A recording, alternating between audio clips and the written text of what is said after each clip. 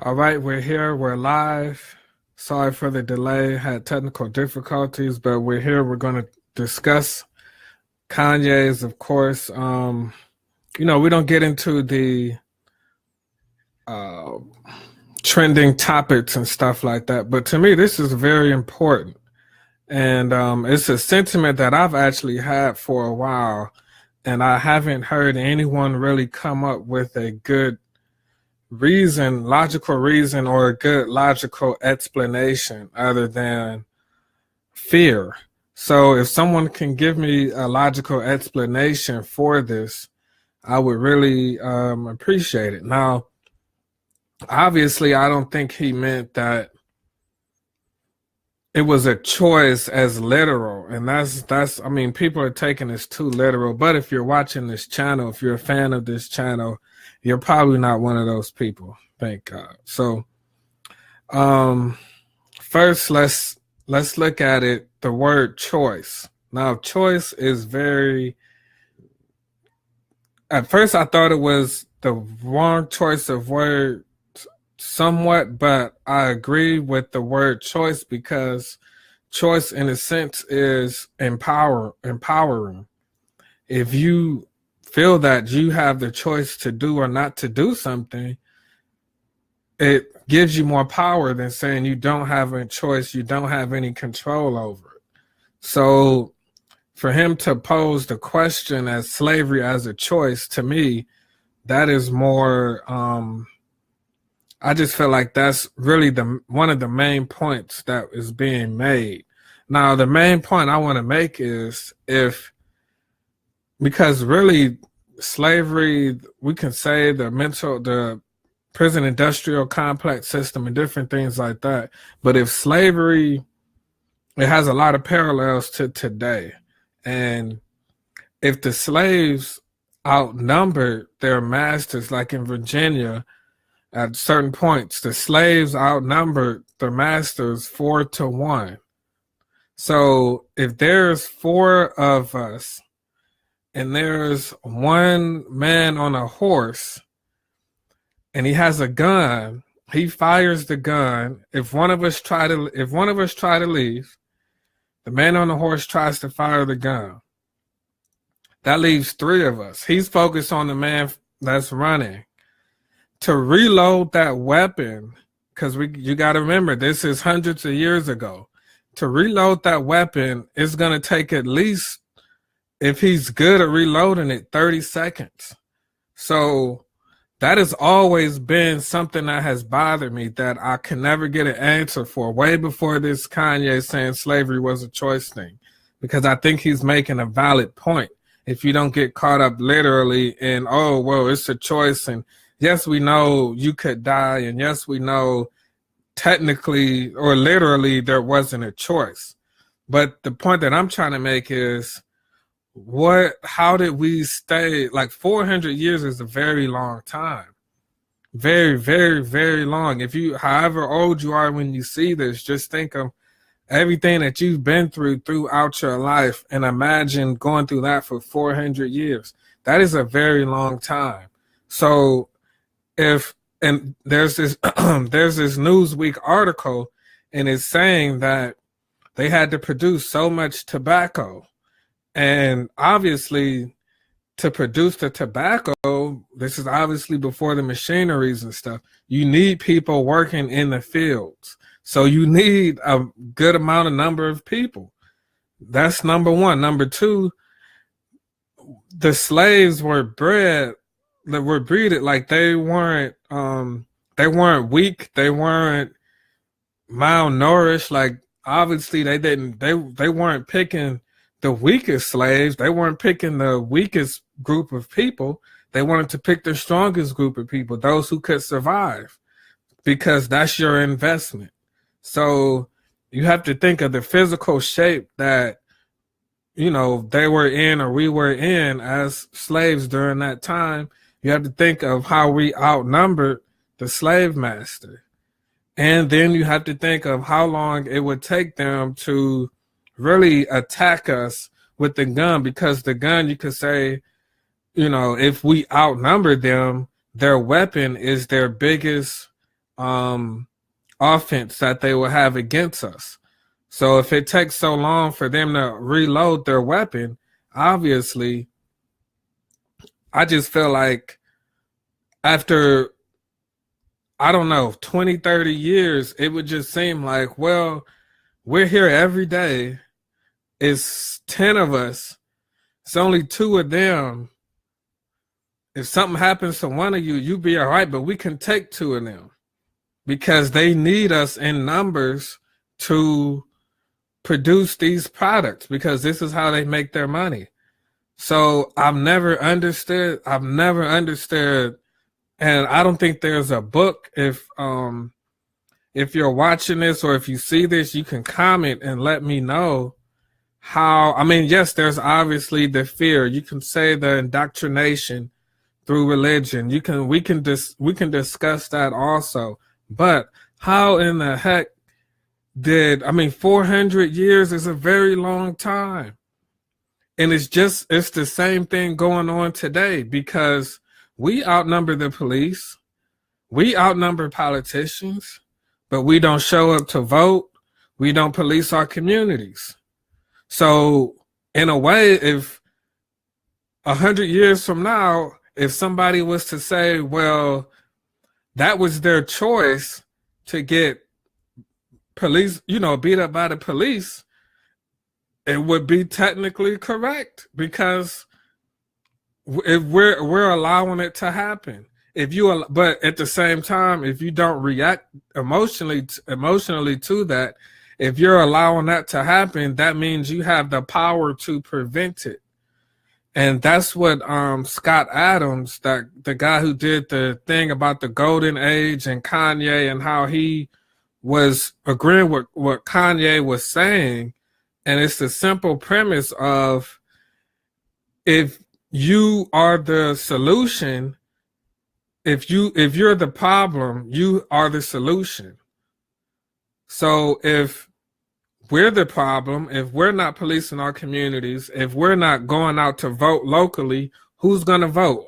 I don't even think a lot of people may even know who's on the ballot or know anything about their candidates because it's not really popular. It doesn't get a lot of attention. But once we take that accountability, and that's what, conservatives and Republicans, they come across as cold-hearted, and it does appear and believe to be that way. I went to the RNC, so I have a good understanding for the most part, and I have footage of that. You can check on the channel. But when you hear them say it, it comes across cold-hearted, which to a certain extent is true. But that doesn't mean it's really saying we have the power, basically, because we allow it to happen. If the Black Panthers were policing their communities and different things like that, they had the power. They had the strength in their numbers. They policed their communities.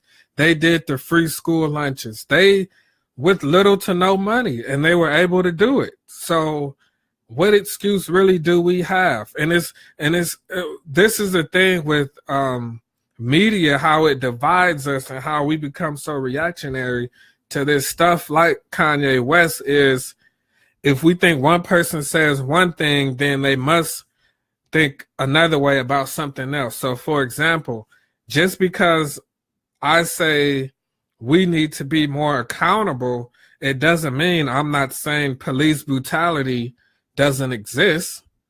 You see what I'm saying? So that whole division of splitting the left and right brain or whatever that goes on with the media is designed to keep you on the left and to keep you on the right. That's why some stuff you may see that I post, you might say, well, it seems like he likes Donald Trump because he's saying that he's showing Donald Trump supports HBCUs, but then I'll talk about why Donald Trump isn't congratulating the Waffle House hero. So, and that's what media, objective media, and objective, really common sense is supposed to be in the first place, whether it's media or not.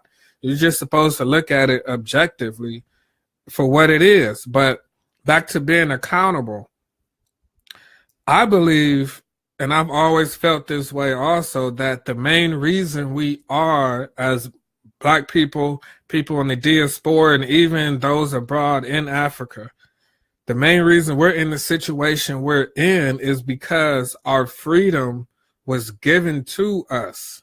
That is really the main point of my interpretation and how I feel his comment on slavery was a choice.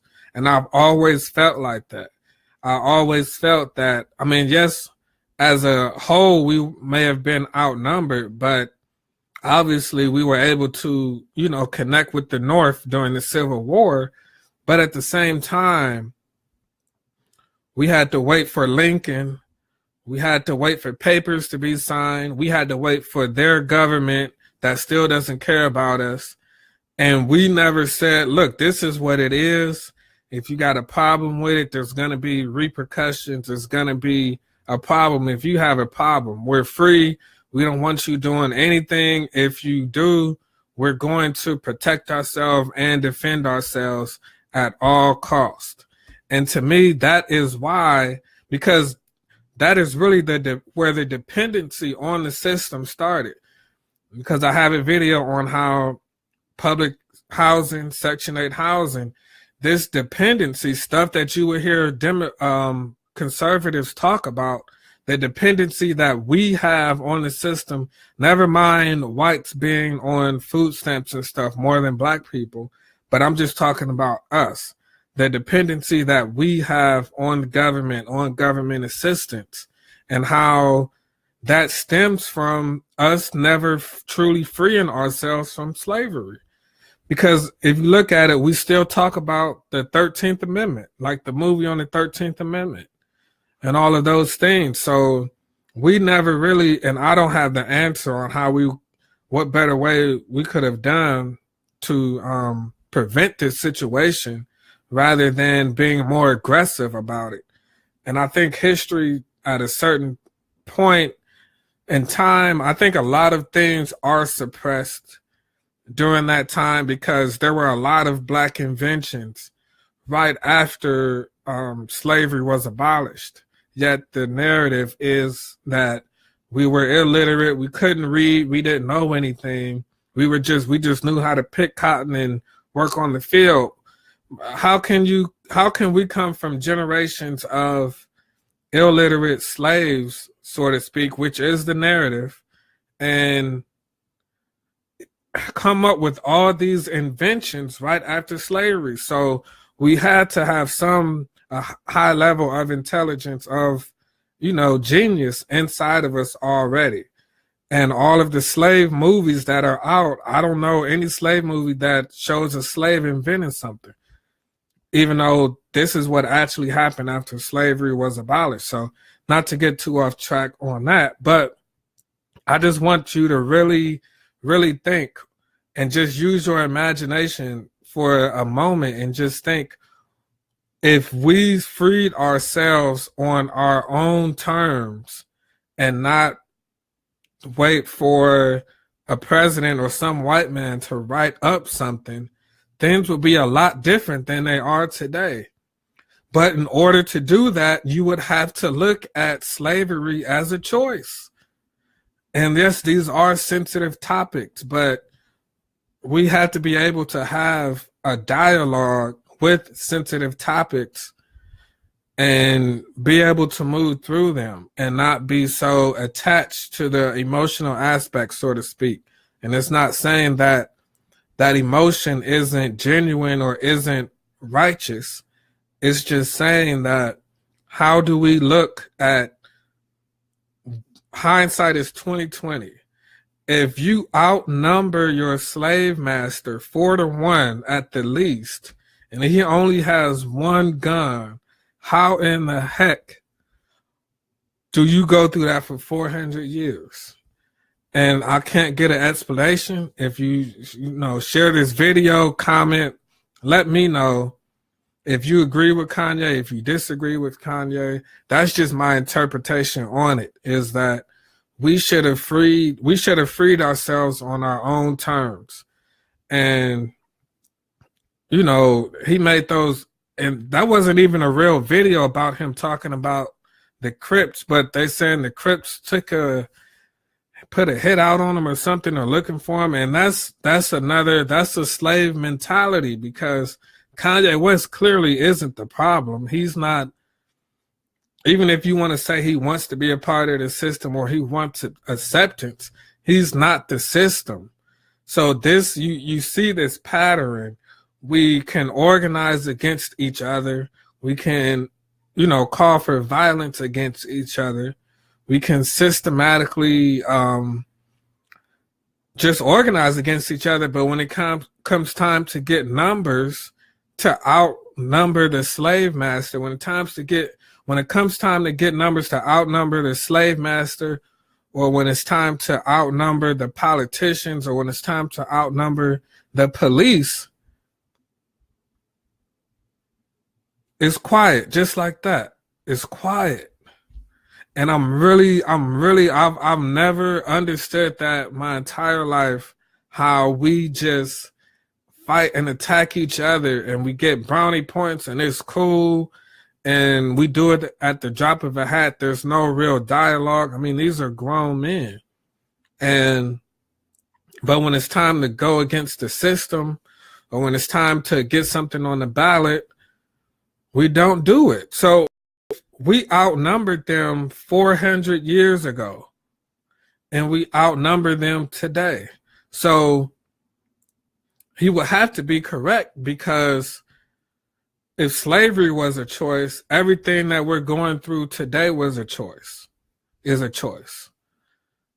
If you're not, and it's even more so today, because there's more quote unquote freedom. So if you're not voting, if people are not getting up together to enact local change in their communities, you can't even blame the slave master. You can't blame one white man with the gun, or two white men on a horse with the gun, or a lynch mob that's maybe 2 hours away and they have to come by on a horse after we take over the first plantation. I mean, it's just mind-boggling how this thinking, and then people are just reacting to it like it's the most insane thing. And the guy on TMZ, he was all emotional and, oh, I can't, you represent it. Well, what can you disagree with the point that he's saying? Because how do we get past the point where it's not a choice? So if it's not a choice, if something is not a choice, how do you overcome it? That means it's impossible to a certain extent. Don't get real literal with me here, but if you can't say, well, the Haitian slave revolt was successful and there were other successful slave revolts, but our slavery, why wasn't it successful? Maybe the Haitians seen that, hey, we have the choice. We can keep doing this, or we can overcome it and take matters into our own hands. Yes, we might suffer. Yes, we're going to get all kind of funding and different things blocked, and France is going to make us pay money as a country for a while, but we have freedom on our own terms. And maybe freedom on your own terms looks like a third world, quote unquote, third world country. But they at least have their freedom on their own terms. They have that pride. You see what I'm saying? And to me, that's the whole point. Because Malcolm X put it best about basically suffering peacefully. And that's all that we're doing. So if it's not a choice, we're just suffering peacefully, to me, because we complain, we're on social media, we talk about all of these problems, and we don't do anything. We might show up, we might protest. And when I say we, I'm saying there are people out there doing things, yes. But as a collective, we've got a long way to go. as a collective, you have to see the parallel between, okay, we outnumbered them 400 years ago, and we outnumber them now. So what the heck is the problem? And it doesn't make any sense. So the Virginia Assembly, established in 1667, that converting to Christianity did not change the conditions of blacks and Native Americans in bondage. Just reading this Newsweek article, and it's basically talking about, as I was saying earlier, how making the tobacco, growing the tobacco, they needed a lot of people to grow it. So we know for sure that we outnumbered them. And even the black women, a lot of the black women were making more more cotton, producing more cotton than a lot of their white male counterparts. I seen that in one documentary. So we even had strong women like whoever was cooking the food, they couldn't poison the slave master. They couldn't. Come on, man. And it's not to take away from the horrific conditions and saying it wasn't the worst event ever in the history of mankind, possibly. And it's not saying that, but you have to look at it. I think the only thing you can say maybe is fear. Fear is that powerful. Fear just cripples you. But at the same time, because you could go either way, because you could say Christianity made you docile, it made you turn the other cheek. But at the same time, you could say Christianity made Nat Turner do the slave revolts once he began to read the Bible. So there's just too many variables to really say, to go back and forth for what really held us back. And there's no real, I don't know, I think I would like to, see some research and different things. I can't find anything on why, 400 years, it was that long and we outnumbered them. And it wasn't like they had drones, they didn't have missiles, they didn't even have grenades. So, I don't know. Like there's a one meme that's, people are, and me, I was one of these people. We were cheering Killmonger for saying he would die before he lives in bondage, and he's doing this for the people that jumped the ship on the Atlantic en route to America. That was his choice.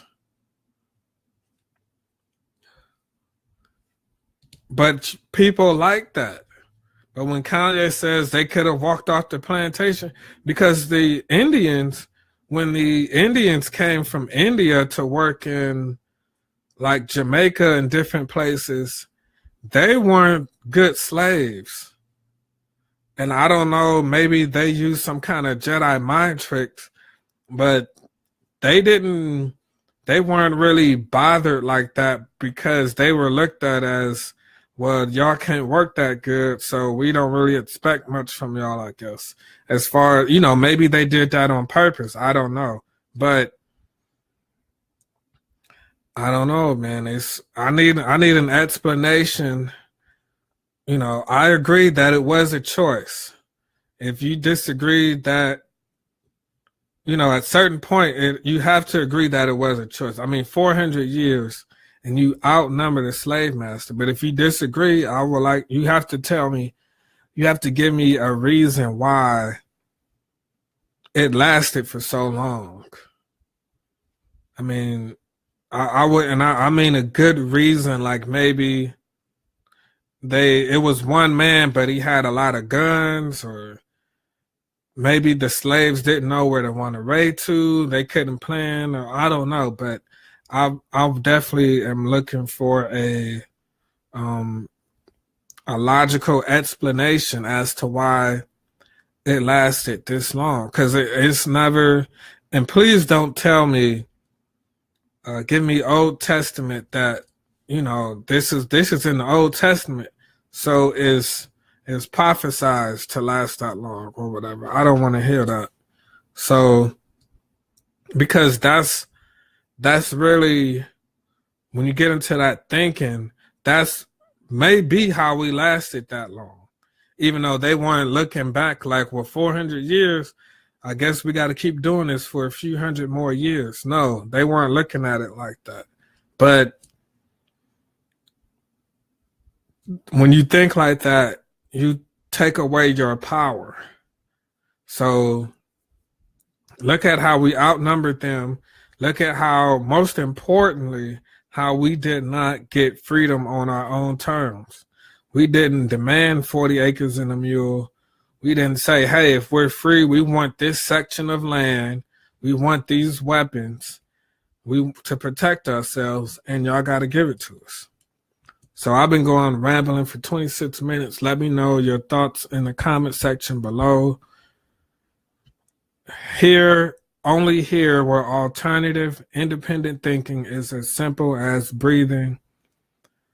Stay tuned. We got a lot of big stuff coming up. Big weekend next week. Different things like that as far as videos coming up. So stay tuned.